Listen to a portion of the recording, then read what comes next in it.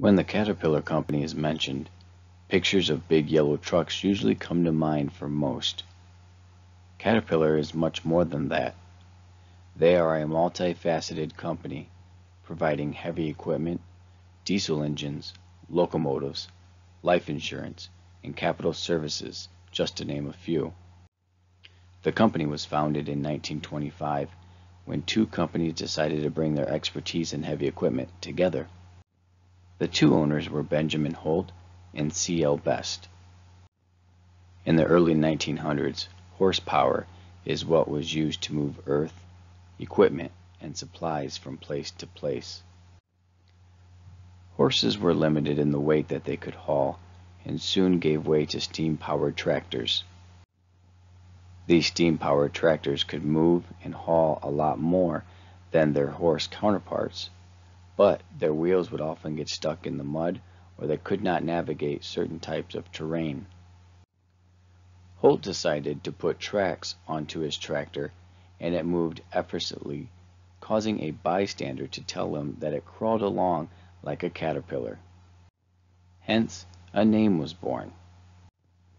The Caterpillar was an extremely durable and dependable piece of heavy equipment. It was a popular piece of equipment and it even caught the eye of the U.S. government.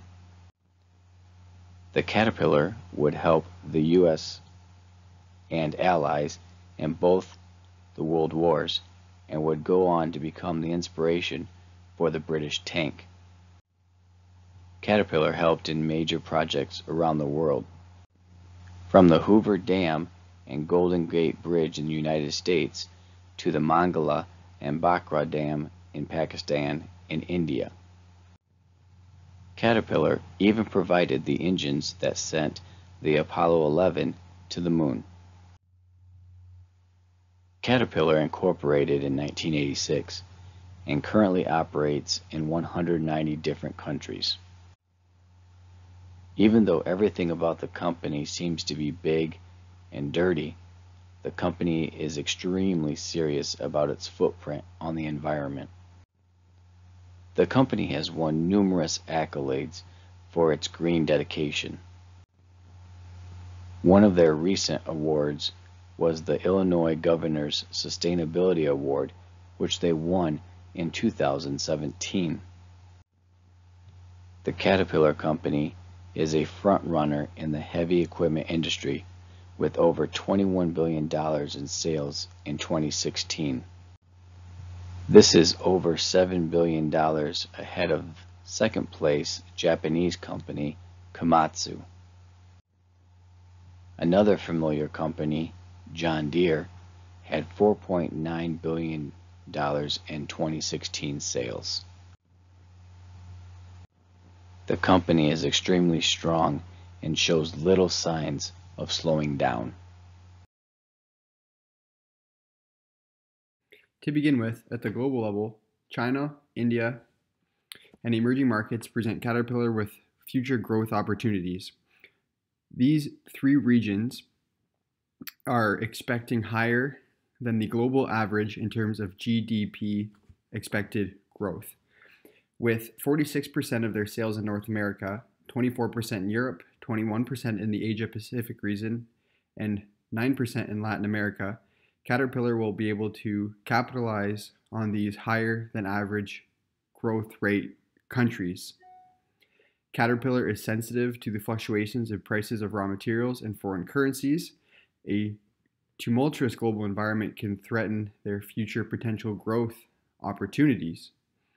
In an economic analysis, the emerging markets, China and India, are in the late growth to early maturity stages. A centralized administration, global distribution networks, consolidated facilities, organizational capabilities, and their brand give Caterpillar a competitive advantage in these regions. This will make up for the North American region, which is in the decline phase of the industry life cycle.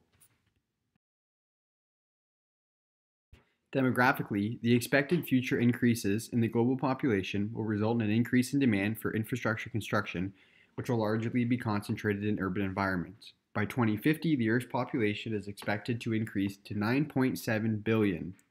Between 2016 and 2030, it is estimated that $3.3 trillion worth of infrastructure will be needed to support this population expansion. Caterpillar will benefit from this as it'll increase the demand for construction equipment. Noted on the graph to the right, China is expecting a steeper increase in demand for construction equipment than all other countries, which presents Caterpillar with an opportunity to capitalize on this expected future demand. To support the population increases, there is expected to be a corresponding 31% increase in energy by 2040.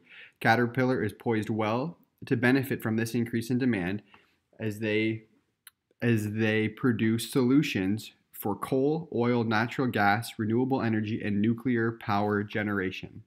Ultimately, CAT will benefit from global demographic changes as that will lead to an increase in the construction of urban infrastructure and energy solutions to support a larger global population.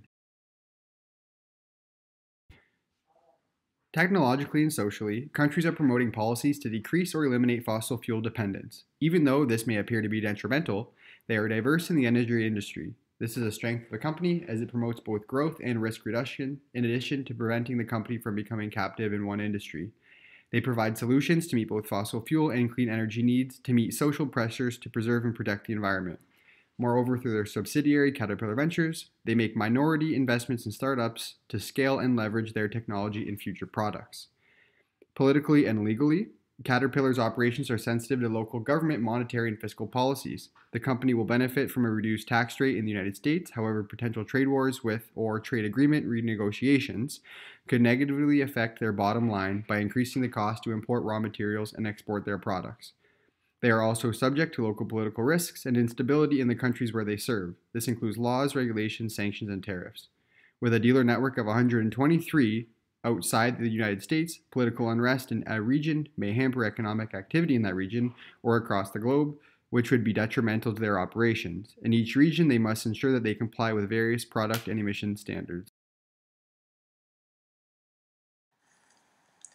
Caterpillar Inc., like many companies that are well established within a mature industry, they have strong internal strengths. In particular, they have a solidified brand image and large-scale capital resources. So they're recognized as one of the world's leading manufacturer of construction equipment and one of the most valuable brands in the world by Fortune magazine.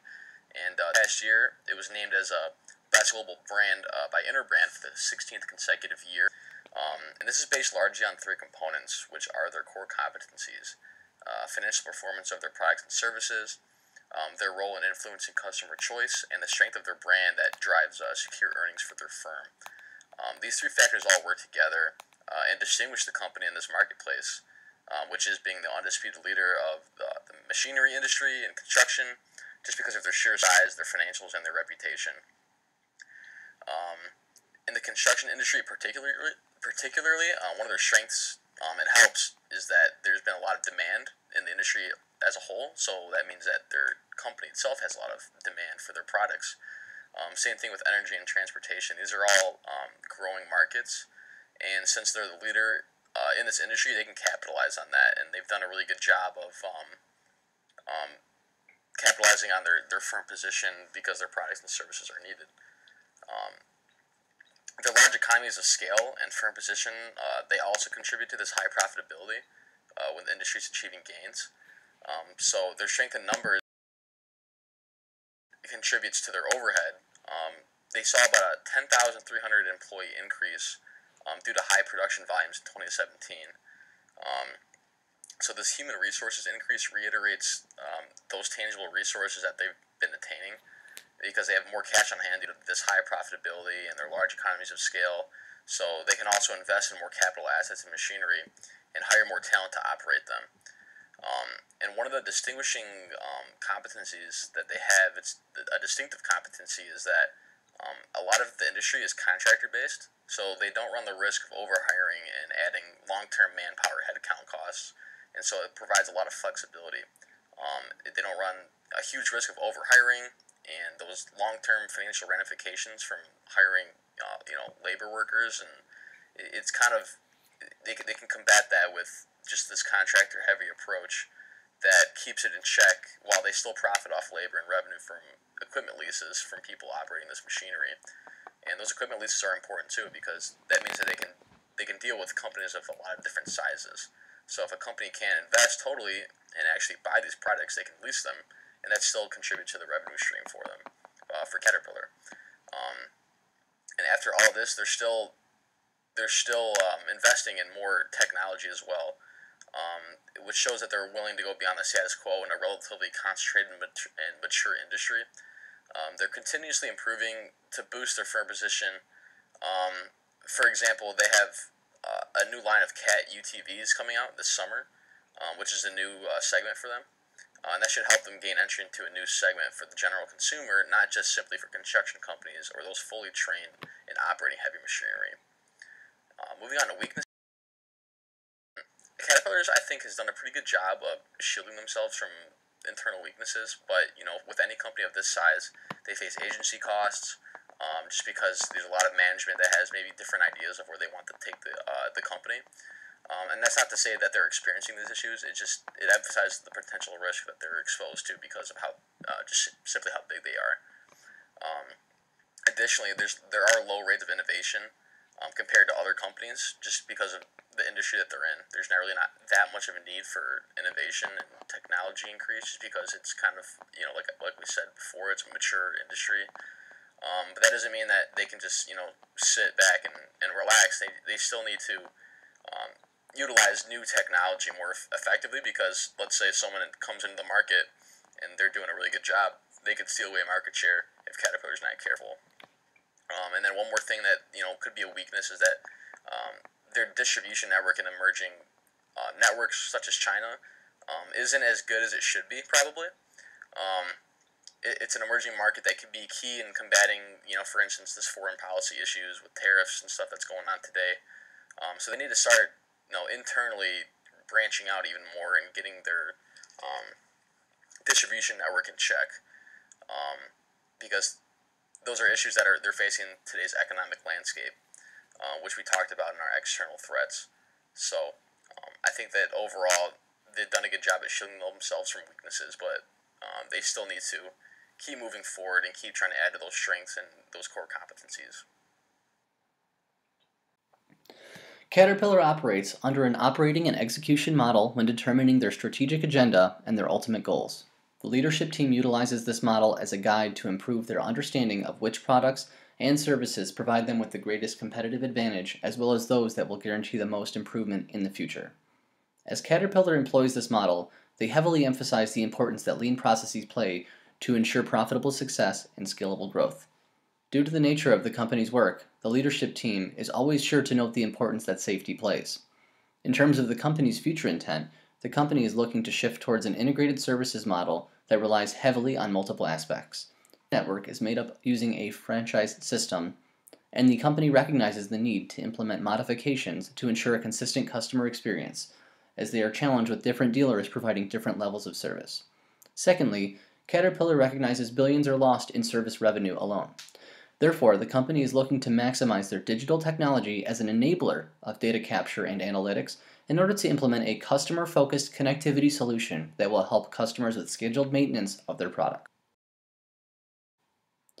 Caterpillar has always focused heavily on energy as well as infrastructure development, and recently has made big changes to reduce their dependence on fossil fuels.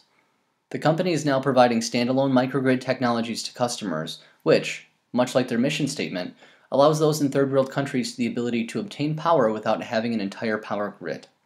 Furthermore, the company spent nearly $2 billion in 2016 alone on research and development, as they are anticipating heavy growth in China, India, and the Middle East in the coming years.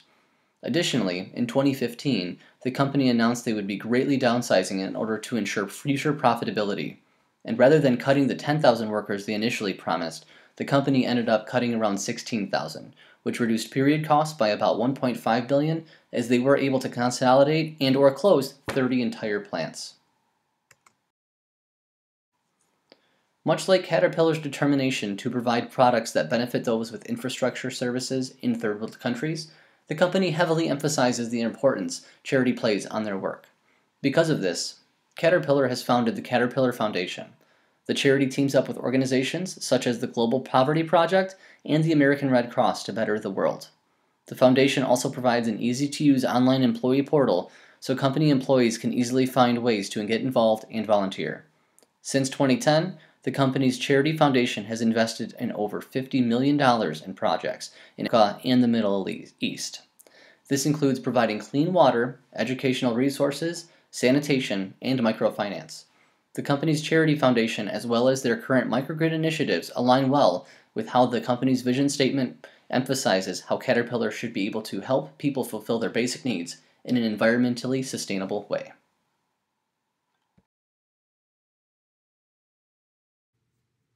Caterpillar's many businesses are cyclical in nature, making them sensitive to market conditions. Although many of their businesses are in mature industries and their North American performance has taken a dip, which accounts for 46% of Caterpillar's business, Caterpillar has been able to maintain an extremely profitable and dominant business model. In order to maintain this success, we believe Caterpillar should leverage their strengths and invest heavily in an increasing amount of business they do into high growth economies, specifically the Asia Pacific region, where they see high industrial activity, which serves beneficial to the industry Caterpillar was founded on, construction. In addition, China is seen as one of the largest construction and mining equipment markets in the world. If Caterpillar found dominance in China, it would improve its already thriving construction business and its struggling mining business. In the last quarter of 2017, the Asia Pacific region saw an increase of sales of 22%, half of which can be attributed to construction demand in China. The China and the Asia Pacific region is a clear opportunity market capitalization for Caterpillar. Caterpillar is currently struggling to improve performance in China due to Chinese competitors offering similar products at a much lower cost. But we believe that this should not deter Caterpillar from increasing its investment in this region because Caterpillar has a clear advantage when it comes to quality and safety. And as the Chinese economy continues to develop and Caterpillar's technologies continue to develop, it is believed that there will be a greater emphasis on those criteria. Caterpillar also has the advantage of access to large sums of capital and an ability to invest in R&D over time, which eventually will begin to lower the cost of their products that they offer. It is to our understanding that Caterpillar already has an emphasis on engaging with the Asia Pacific market, but we recommend that they continue on this path with even more aggression.